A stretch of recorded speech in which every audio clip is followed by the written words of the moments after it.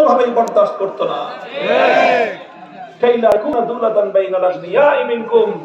সম্পদ কোন একটা শ্রেণী বিন্যাসের বিশেষের কাছে, নির্দিষ্ট কিছু মানুষের কাছে সম্পদ কুক্ষিগত হতে পারবে না। বরং কি হবে, হ্যাঁ, বড় লোকরা বেশি সম্পদের মালিক থাকবে, কিন্তু সে যত বেশি সম্পদ কামাবে তত বেশি কমিশন তাকে দিতে হবে। তত বেশি কমিশন কোথায় যাবে? গরিবের কাছে চলে যাবে। এই জন্য ইসলামী অর্থ ব্যবস্থায় যদি বাস্তবায়ন হয় সমাজ এবং রাষ্ট্রে, সেখানে ধনী এবং গরিবের মধ্যে আকাশ পাতাল সম্পদের পার্থক্য থাকবে না। হ্যাঁ, ধনী একটু বেশি খাবে, ধনী সম্পদের বেশি মালিক থাকবে, কিন্তু গরিবও না খেয়ে থাকবে না।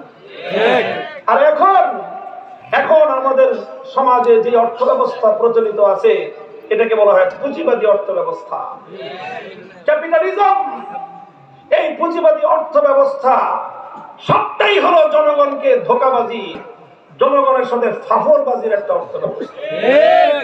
ফাফরবাজি বুঝেন না? আরে আপনাদের ঢাকার মানুষই ফাফর মারা বুঝেন না? ফাফর এই যা আছে বর্তমানে আমাদের সমাজে, ইসলামী অর্থ ব্যবস্থা তো নাই, আছে কি? ক্যাপিটালিজম, পুঁজিবাদ। পুঁজিবাদ হলো পুরাটাই একটা ফাফরবাজির অর্থ ব্যবস্থা, চাপাবাজির অর্থ ব্যবস্থা। আরো সহজে বললাম, কেমনে চাপাবাজি আমি আপনাদের হাতে ধরে দেখায় দিই। দেখেন, আমাদের দেশে প্রতি বছরই কিন্তু একটা সরকারি হিসাব যে আসে, সেই হিসাব অনুযায়ী দেশের সম্পদ বাড়তেছে। কথা বলেন ঠিক কিনা?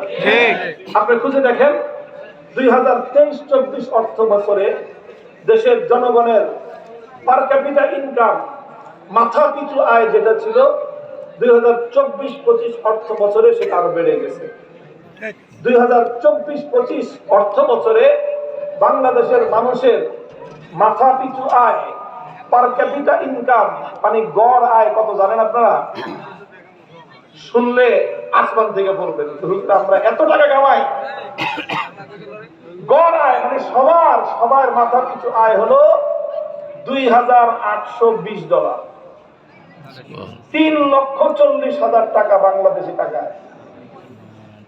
কত টাকা? কত? আরে ভাই, কত বছর কামাইছেন মিয়া আপনারা? প্রত্যেকের ভাই সরকারের হিসাব, সরকার হিসাব দিছে, আন্তর্জাতিক ভাবে সারা দুনিয়াও মানছে যে হ্যাঁ, তোমাদের বাংলাদেশের জনগণের গড় আয়, মাথা পিছু আয় 2024-25 ফিসক্যাল ইয়ার, যেটা অর্থাৎ 2024-এর জুলাইয়ের 1 তারিখ থেকে 2025-এর জুনের 30 তারিখ পর্যন্ত, এটা আমাদের দেশের এক একটা অর্থ বছর।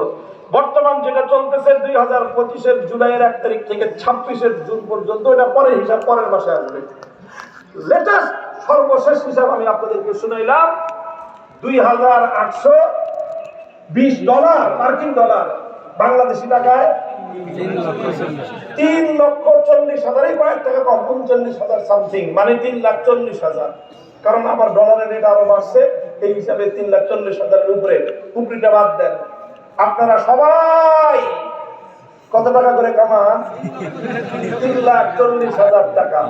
এই হলো সরকারি হিসাব, বাংলাদেশের মানুষের গড়